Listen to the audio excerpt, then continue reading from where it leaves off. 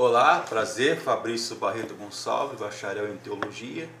Eu estou gravando essa série de vídeos, dei uma pausazinha nos vídeos que eu tenho postado no Face, no YouTube, sobre as parábolas de Jesus, ou as parábolas do reino. Agora eu estou falando um pouco sobre a patrística, né?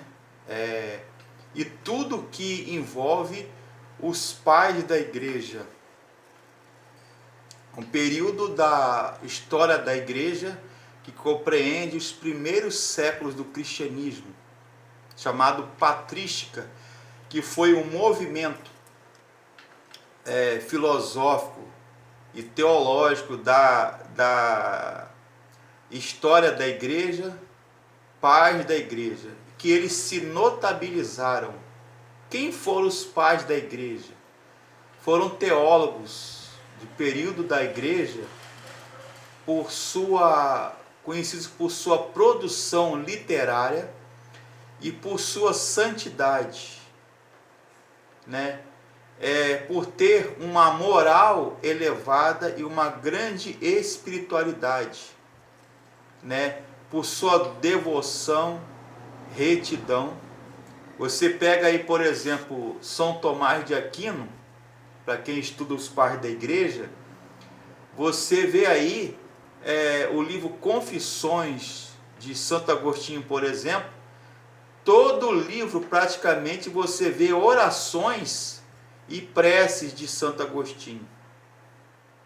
Foram conhecidos também por sua ortodoxia, né? Pela sua retidão, sua tradição, sobretudo na área cristológica, na área eclesiológica, né, os sacramentos, né,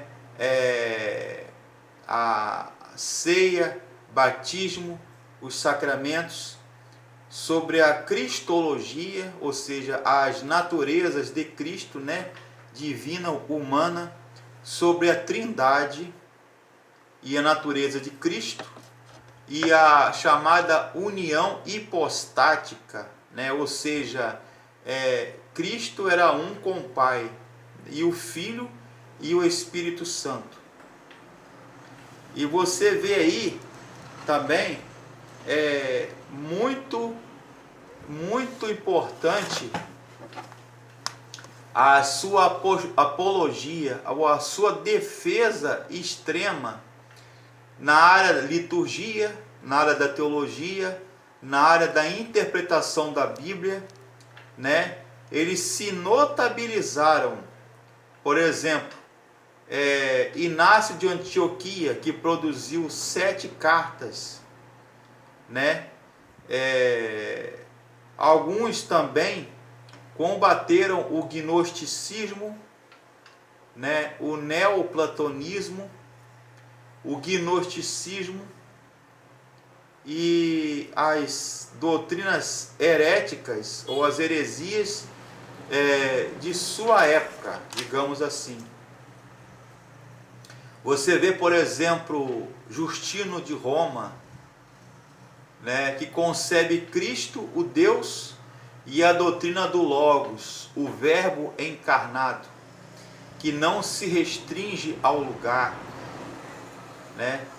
Você vê aí Papias, que praticamente nós não temos quase literatura ou texto, né?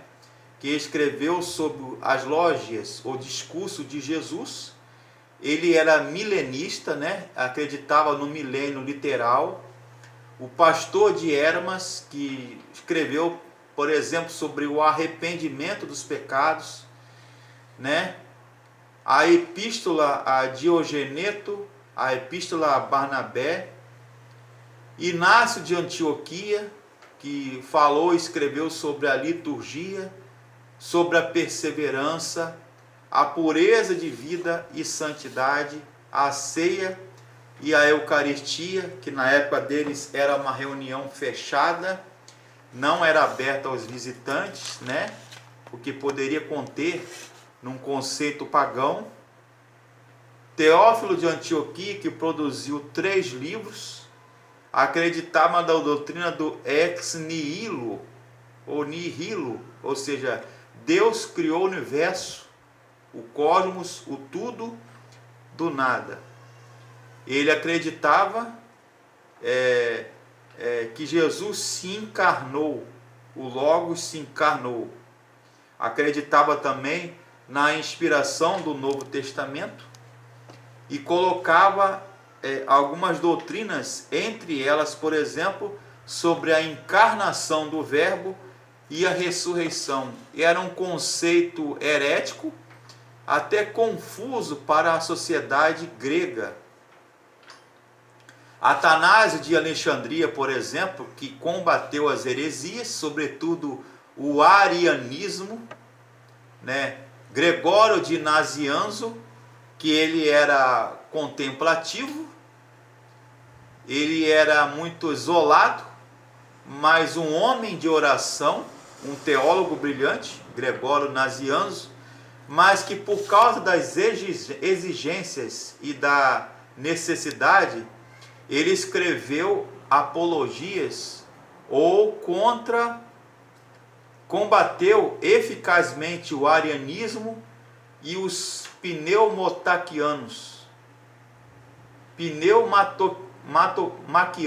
que era uma doutrina herética que não acreditava, que negavam, como os eunomianos, negavam a divindade do Espírito Santo.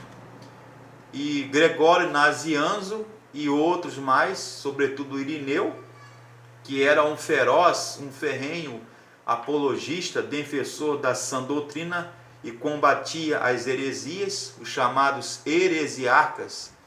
Ele combateu também a gnose, né, o gnosticismo. Carpócrates, Barbelo gnósticos, Cerintos, Basilides, né, que eles acreditavam, Basilides de Alexandria, mais ou menos no segundo século, início do segundo século, acreditava em algo chamado pleroma, plenitude, onde habitavam nessa dimensão do pleroma arcontes e seres chamados éons ou aeons, que eram intermediários entre a divindade e os homens. E muitos deles eram docéticos e cerintos, ou seja, eles acreditavam, por exemplo, que o corpo de Jesus era aparente. Jesus era um elemento, era um ser espiritual, não tinha corpo, e o seu corpo era algo aparente, parecia corpo, mas não era corpo, né? E ele falou e defendeu a divindade, a natureza de Cristo, a unicidade de Deus, né? Sobretudo no início do terceiro século, combateu os priscilianistas, de Prisciliano, os anomeus, o arianismo moderado, o donatismo e os homeus, ou homusianos, que o seu principal líder herético era Acácio de Cesareia, que eles falavam sobre a divindade de Jesus e combatiam a divindade do Espírito Santo. Então vocês veem aí que a patrística, a era dos pais da igreja, foi um movimento mais do que filosófico, foi um período efervescente de produção literária teológica, que lançou bases das doutrinas da igreja, que perduraram na Idade Média, depois na pré-reforma, com John Huss e Jerônimo Savonarola, John Wycliffe e outros mais aí que morreram, muitos deles queimados na fogueira, outros foram lapidados, decapitados, enforcados. E depois, na reforma protestante do século XVI, que perdurou até o início do século XVII, mas que foi o seu germen, ou seja, o seu alicerce, a sua base foram os pais da igreja, né? Foram homens que concebiam que o teólogo ele era um homem de extrema espiritualidade e de moral ilibada e irretocável. Eles não acreditavam, os teólogos pais da igreja, da patrística, eles não conseguiam entender, querido, querida, que o teólogo ele era um homem de uma intelectualidade notável, produzia textos teológicos tirados da Bíblia Sagrada, mas cuja espiritualidade e sua moral, sua conduta era a espiritualidade, a vida devocional, a sua intimidade com Deus e mais a sua racionalidade, ou seja, eles eram homens, os pais da igreja, que queriam entender a sua fé, mais do que a emoção, a razão, queriam entender Deus, o homem, a alma, as doutrinas da Bíblia e da igreja e a sua relação, seu relacionamento de Deus com o homem, e foram notadamente seguidos e reconhecidos pela igreja. Então se notabilizaram pela sua antiguidade, pela sua devoção, ou santidade, ou retidão.